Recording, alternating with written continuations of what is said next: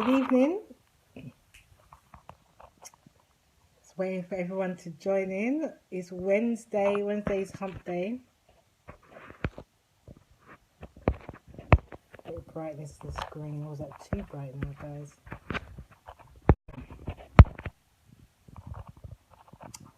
Yes, just wait for people to join. Hi Tassia, how are you? I'm in a little bit of an awkward position because I'll admit I have not charged my phone, so I'm a little bit holding the phone in an awkward position, but you guys can still see me, so that's all that matters. Thanks for the love. Thanks for the love. My gosh, it's the last Wednesday. We'll have to think about what we're going to do after this, hey? Hey,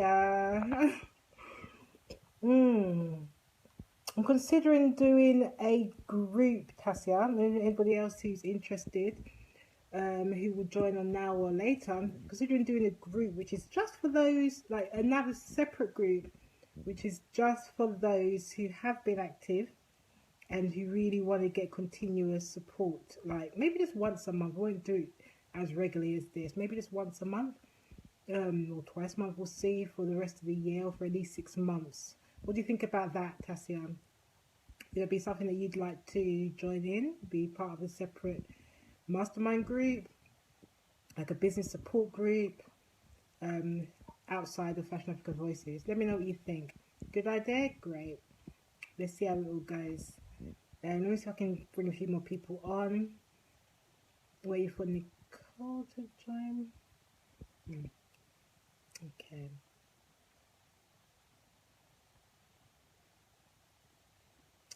So yes.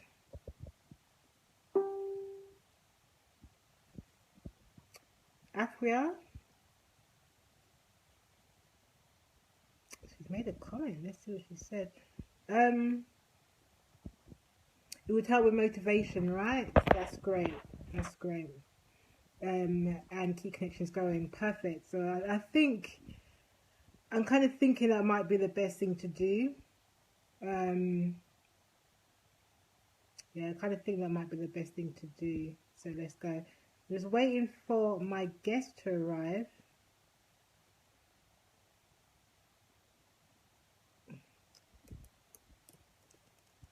Okay, just bear with me. Just wait for any more people to arrive.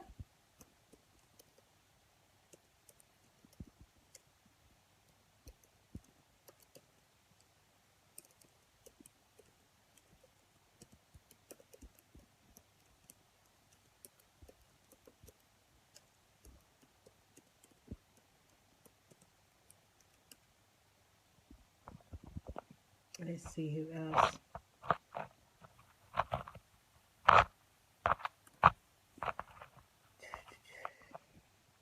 So you're off to Kenya. Must be so excited. I can't even wait to go, and I've got some months to wait.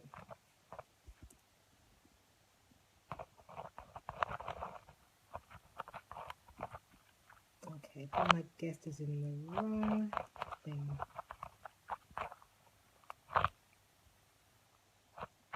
Just add in.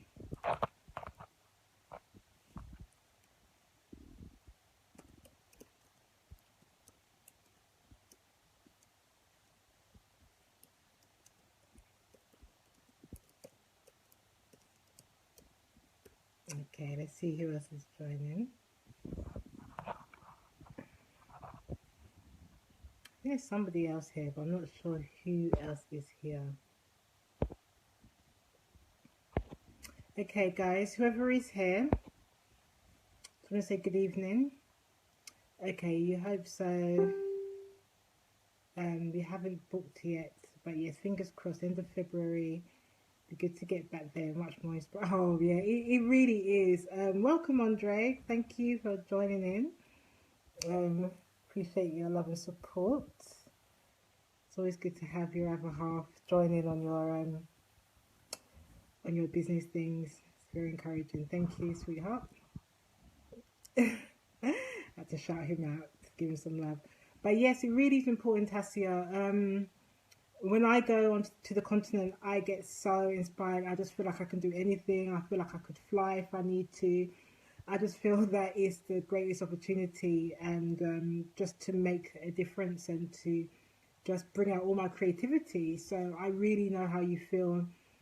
As challenging as it can be, once I'm on the continent, I just feel that yeah, I can just achieve all the things I want to do, and I feel like I'm walking in my purpose. So maybe that's the thing, you're doing the thing that you're meant to be doing. Hi Nicole, welcome. I will add you on. We've been waiting for you. Been waiting for you. Just give me 2 seconds. I will add you on to the video. But yes, Cassian. Yes, hopefully you do get to go. End of February. Okay. But we will talk anyway. We'll continue our conversation on email as well. So guys who are joining, tonight is a very special night because it's our WWW night, which means Wednesday Wisdom With. And the last couple of Wednesdays we've been having those in the industry who have been doing different things, who are sharing their wisdom and their experiences with you. So we had a designer from Burkina Faso based in Paris, named Bernie, from the brand Della Sabure, and he shared his experience of setting up a business in Africa, in Burkina Faso specifically. So that was really, really key. If you haven't watched that video yet, you can still see it within the videos section of the Fashion Africa Voices group. After that, we had Richard Koloma, Rich Black, as he's known to many, and he was speaking about his experience working in the fashion industry and a couple of things that he's... oh, Richard was a separate one. Sorry, it was... who did we have? Last week, we had Joni. So she set up a business in Kenya and with her friend, and she was speaking about working between two countries, having a business partner in Kenya while she was based in, well, she's in Spain at the moment, but basically based in Europe. So they set up an amazing little workshop. We're actually going to go visit them in May on our Fashion Africa sourcing trips. I keep encouraging you guys, the opportunity to come to Kenya in May is one that you should grab by the horns.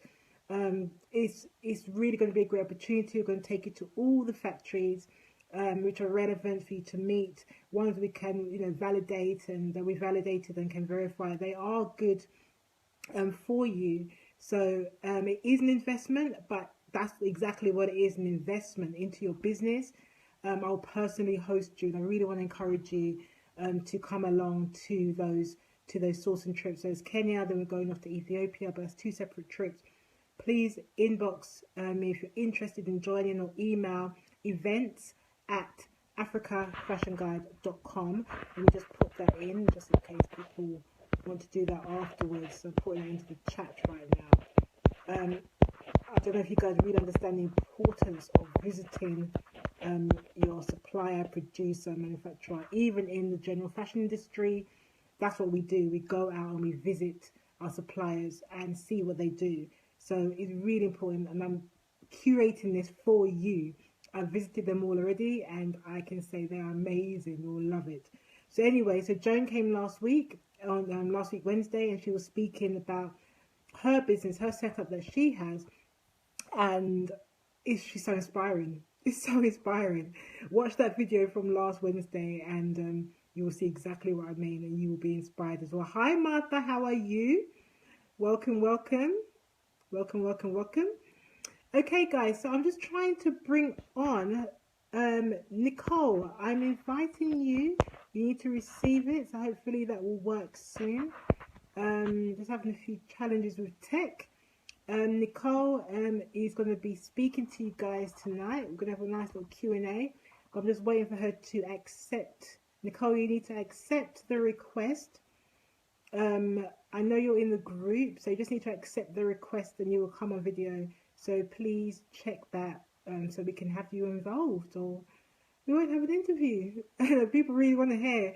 Nicole's got an amazing background, and I really, really want her to speak with you. Nicole, she's saying she hasn't seen the request yet. Okay, let's see if I can do it another way.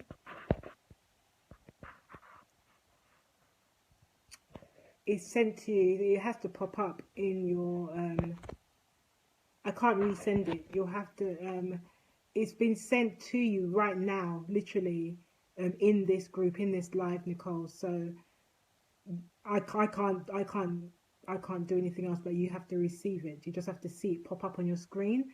That African Fashion Guide has sent you a request. Whilst Nicole is working that out, yeah, while she's working that out, is there anyone who had any questions or anything they'd like to discuss right now whilst we're just waiting? I know there's a few things have come up. If you'd like to get some of the free worksheets I'm sending out, I sent one which was like a review for 2017. And I will send that out to anybody else who hasn't received that. I think there was a couple at the end, a couple others I need to send that to. If you'd like to receive that and anything else, I'm going to be sending out a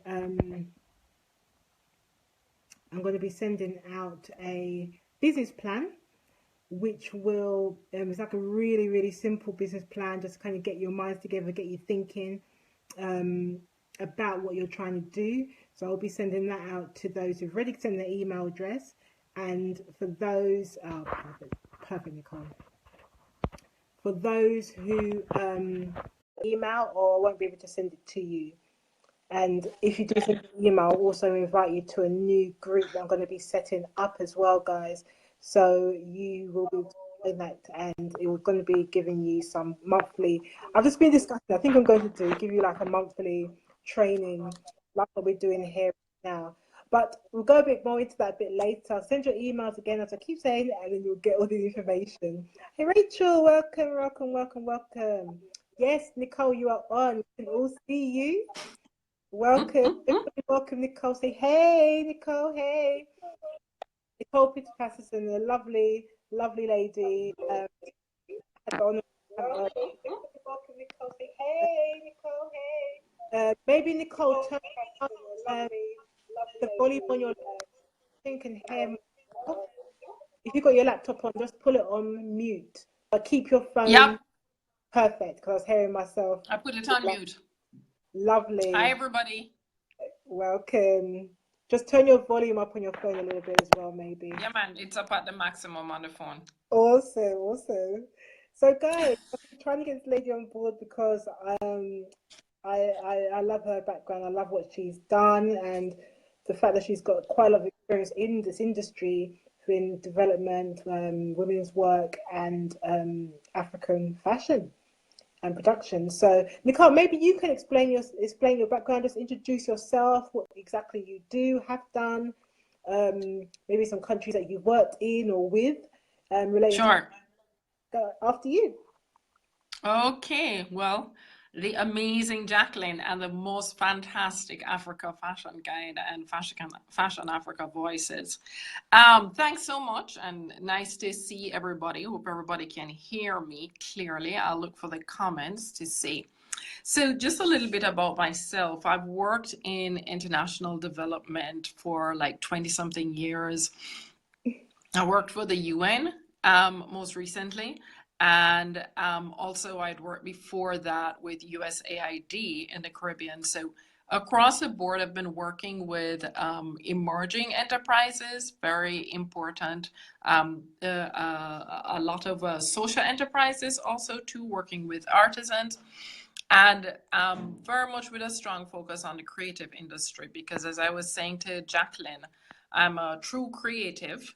I had the opportunity outside of working in international development to also have my own interior design practice for about 6 years. And that was extremely rewarding.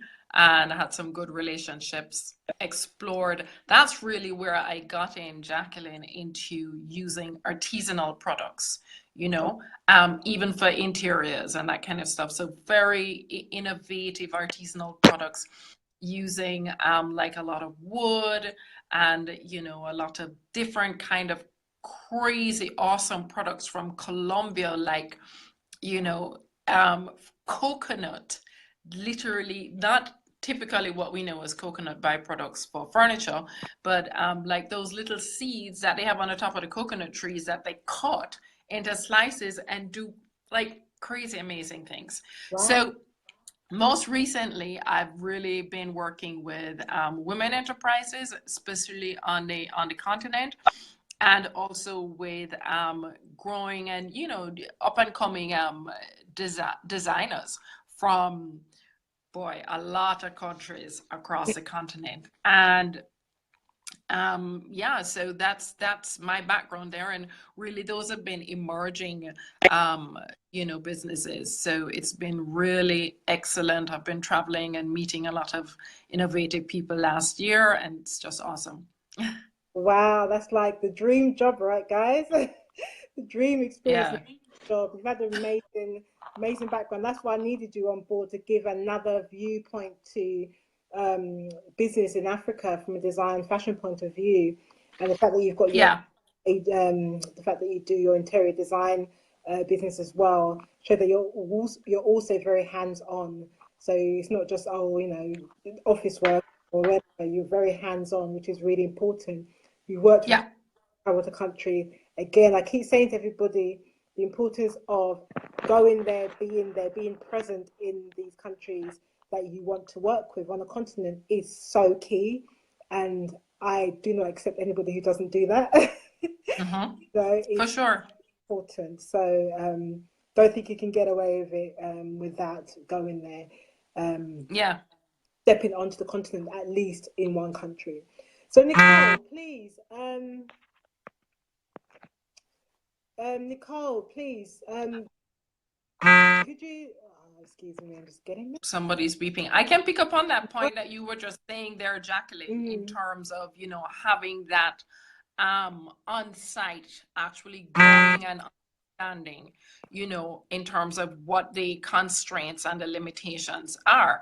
Because one of the things, it's one thing to even say, okay, well, we could use raffia in the products, right? Just as an example, especially we've seen raffia being used not just by designers on the continent, but even other designers in Europe, like MSGM. They had a collection that they had done where they were using raffia. Stella Jean also had collections where they're using raffia, mm, but there is different quality raffia that you can get in different places, and to have a good understanding also in terms of the sourcing, and the sourcing limitations. And as I say, raffia is just one of the examples. When we yeah, look at leather, it yeah, comes back to the same thing. And of course, the biggest issue, Jacqueline, that most designers on the continent face is, in fact, sourcing quality textiles. And yeah. of course, they're looking for those textiles to represent their cultural perspective. So it's not only wax print. Oh, We have Adiri, we have Bogolan, we yeah, have Manjakas, I think is the name of the textile, that is that jacquard from out of West Africa, from Senegal. You know, I even heard one of the designers from South Africa talking about a type of silk that is made from a sisal fabric. I mean, just mind blowing. oh, that's Mind blowing. me. I know there is still production on the continent in particular countries, but yeah, from sisal. I suppose the sisal can be quite soft as well, but And that's bamboo. And bamboo. oh bamboo. Yeah, Oh, yeah, well, yeah, that's yeah. something. But the thing also, to Jacqueline, is to have an understanding, and we're kind of going into some of the points that we were going to discuss. Yeah, Have a good understanding in terms of what we call the supply chain linkages. yes, So it's not just a matter of saying, so for instance, a lot of designers that I had worked with, let's say in Ghana and also in Rwanda, they've said, well, we had placed an order in terms of like the base fabrics that we're going to be using for an upcoming collection, and we have it secured, we've made our deposit. But then when we went back, we only got the initial fabric to do the samples because the rest of it had been sold off. That's one thing. Or if you have artisanal fabrics that are being made, do you have an appreciation in terms, or when I said, do you have an appreciation, are you factoring in, let's say, something as simple as the rainy season? right? I mentioned that yesterday about cotton, and Yeah, you want to source from cotton, but does that particular country have, what's the weather like there? Do they have a lot of rain, or like, because that can really affect if there's any drought, if there's any, or if there's too much rain, there's so many things that can affect what you're trying to do, and then also the consistency within absolutely. the variability in the textiles when it's hand done. You have to appreciate, again, do you appreciate that, or do you want it to be exactly the same? I really Absolutely. don't try to take fully how you do things in the so-called Western world into Africa. So what you may expect from your Turkish factory, Chinese factory, and you want to try to replicate that. I say really appreciate what is done in there. Work with your suppliers to get it to the standards that you can both achieve and keep building that up to a level. But your expectations could really be shut down if you go in with one mindset, thinking you're going to have, like I said, the availability of those fabrics. You know, I think I'm frozen, but I can hear you very clearly. I don't know if you can hear me still. you have, Can you hear me? yeah, I'm not sure why. Can still hear you. Okay, okay, great. It doesn't matter if it's frozen. So the thing about it is, Jacqueline, that is so, so important, especially for, um, Oh, okay, guys, just a few tech issues. Let's just try Nicole again. Can you guys hear me as well? El Tayeb? are Okay, we good Nicole. now? Are we good now? Yeah, we'll try again. Okay, I can see you clearly. Are you good now? Yeah. Okay. It's so important because also you may have done a test run, let's put it that way, to develop your sample collection the season before or the year before, recognizing, okay, let's say if it's something like raffia, right? It was so interesting speaking with some of the artisanal groups in Madagascar that have the raffia, and Madagascar has like some of the most incredible raffia that's out there. But Okay. if you're not factoring in terms of when you're going to receive the product from them, where you're going to keep the product, how you're going to keep the product, so that you can for when you need to use it the following year, you can't just be thinking. It's more than just thinking, okay, I'm going to buy it and I'm going to have it next year when I need it. That's one thing in terms of a material like that, in terms of leather. Also in terms of the textiles, again, as I say, there are a number of different workshops in Kenya that had participated with us in a trade show in Madagascar. And that lady was pointing out, so many of the different things that they have to take on board in terms of making sure that when they're developing a collection, they're that much out ahead the year before. Those are just some of the things. And then, of course, again, also to when you're importing other aspects. So let's say whether it's the zips and that kind of stuff, even though a lot of the zips and buttons and things people can get in the countries, or between countries. But when you're importing like your base materials that you're going to be working with and that kind of thing, there is a lot that can happen in terms of items getting stuck in customs, Yep. So a big part of it is doing that forward planning and Yep. factoring in a significant amount of room for error, let's put it that way. These are all things that happen in regards to forward planning, in regards to ordering ahead, things like this. You'll find that, retailers like, for lack of better choice, like a H&M, they would be ordering like cotton from a year or two ahead. They Yeah, order, they have to, because it's all about getting that order in, because there's only so much capacity, there's only so much land space that's available in the world. So they have to order these things in advance. And then when it comes to factories, the design companies have to, place their place in the line. Basically, they have to ahead to get into whatever the capacities of the factory. They have to book that in ahead. You can't just come, oh, okay, I'm going to go and work with a factory in 2 months' time. They may already have their whole lines already filled up with Exactly. We have to, as forward thinking. Just a quick one. Rachel had said something. Rachel, funny enough, you mentioned about Raffia. I know. She actually did the Fashion Africa Business workshops online that we did now 2 years ago, 2016. And when I was in Ghana last year as part of the sourcing trip, I held like a event which was in partnership with the British Council called Fashion Africa Voices, and I asked Madonna to be a speaker, and only then she told me that she started her business after doing our workshop, our online course, and that's really helped her to get forward. So there's also, it's interesting you mentioned it, because I now see her like an ex-student, and I only put the name together in my mind after I met her in person in Ghana. Right. It was really, really inspiring for me to see the impact of the importance of getting the right information, connecting with, industry leaders or experts or, consultants, or getting your education and getting connected is so important, guys. So let that just be an example. Nicole, just want to keep to the time as well. I know. So I know you've got so much to give, and I'm just like, I need to rein it all in as much as we can get for the time, because I'm aware of people's time as well. So what's important, the importance of development when you're planning your business goals.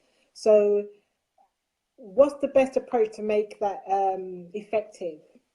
Okay. I think what you are offering in terms of having the on-site visits so people can get that first-hand viewing, even between, going from one region to another. It's not only people going from Europe that are going to the continent. That's so important. But I think also, planning out the timelines. And if we think about it, Jacqueline, like shows like Premier Vision and this type of things, when they're talking about, what's going to be the upcoming, let's say, color trends and that type of thing, right? All of that trend analysis and forecasting, that's in fact being done 2 years out ahead, because when you go to a Premier Vision show, the textiles that you're seeing are textiles that are going to be available the following. So for instance, if you go to the show in February, they're going to be available for collections to be done for the following year, February. This is a kind of forward planning that I think is so crucial and important. In a lot of the countries also too, I think what we need to try and do is to also tie in to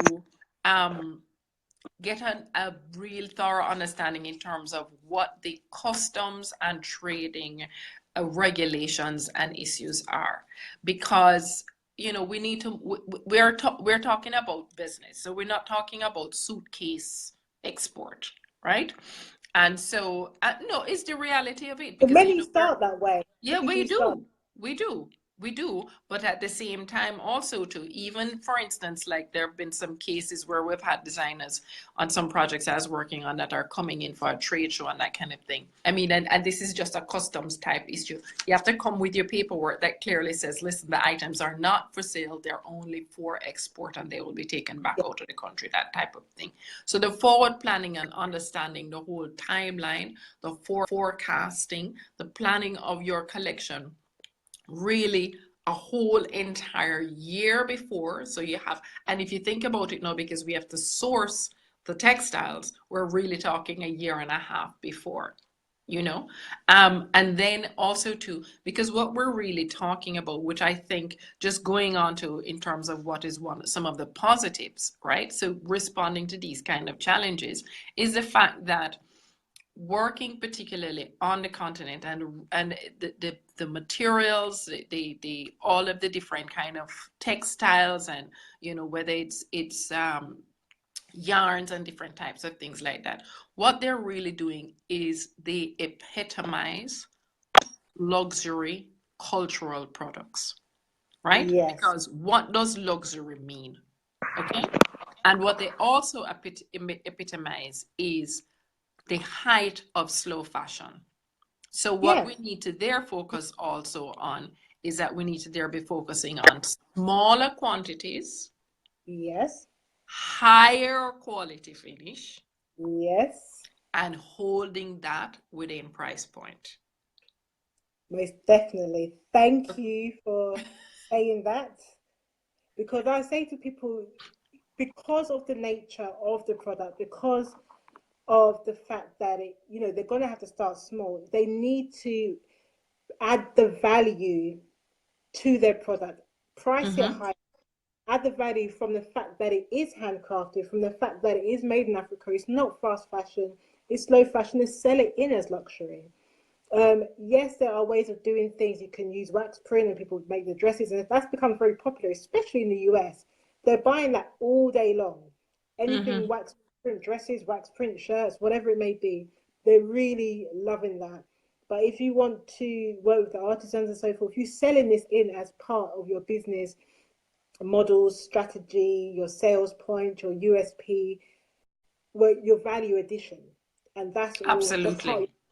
help you get those sales, because at the end of the day it has to be sold somewhere, Absolutely. that, And then also too, when we're talking about quality too, because of course these days everywhere we're dealing with a very informed consumer. And a part of the challenge, so now if we touch a bit on the challenges that a lot of the designers face, is that if you buy the fabric retail, which a lot of them still have to do, a lot of people still have to do because they're buying, where are they able to buy textiles in on the continent, or if they go on sourcing trips, like maybe they go on a sourcing trip to China or Turkey or somewhere like that, they're not focusing on the fact, not realizing as yet how important it is to actually get the composition of the textile. Because it's one thing to say, okay, it's just cotton or it's just rayon, but then how are you going to know? Because part of that value that you're showing that, listen, this is why you're in the luxury end in terms of slow fashion, is those yes, things like, what's the care of this textile? Do you understand the composition of the textile? There have been cases, Jacqueline, as you know, where where we're using like the tie dye and that kind of thing of textiles, and then you say, okay, will you dry clean it, because we're not sure, we haven't done the wash testing. But you don't even know what with the perchlorothene from the dry cleaning, it can change the tone of the dyes that are in there. So that is why yeah, this is why we need to really take the time and have a 2-year time span. If you can, be testing out your fabrics, be doing the washing. As yet, there are not places, you know what? There are places, but people are not aware of them. So for instance, like in Ghana, um, there actually is a research project that was done by one of the universities, and they have a testing lab, but it's not a commercialized testing lab, you know? okay. So people wouldn't know that, oh, well, I wonder if I could get this kind of information. And these are things that will come online as the sector is expanding and deep and growing, you know. I do know designers in Ghana. Well, they're not Ghanaian, but they're designers. The business is based in Ghana, and they do a lot of batik, and Mm-hmm. they are developed to use more natural dyes, because that's one of the things that people do Absolutely.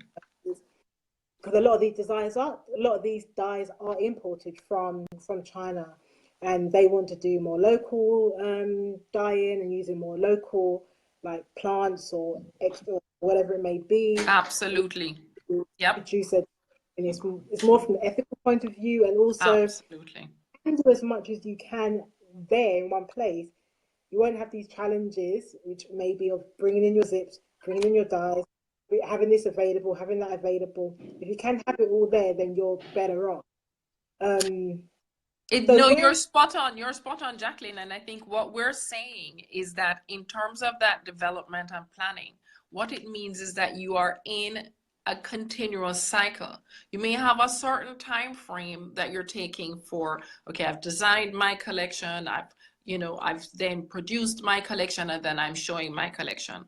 But what you may think is downtime is actually the time that you're doing the additional research on what's the situation with the textile, how do I source this type of textile, what is the supply chain like, building your own information, because a lot of these networks, and hopefully networks such as and platforms such as AFDB's Fashionomics, they will be able to bring online more and more information in terms of, listen, here's what, who's doing what in which country, let's say in Ethiopia, in Rwanda. This is also happening in Lesotho, more of the smaller scale activities. And so crucial, again, as you say, with the site visits that you're doing, because it gives that first hand understanding. Yeah, really, really important.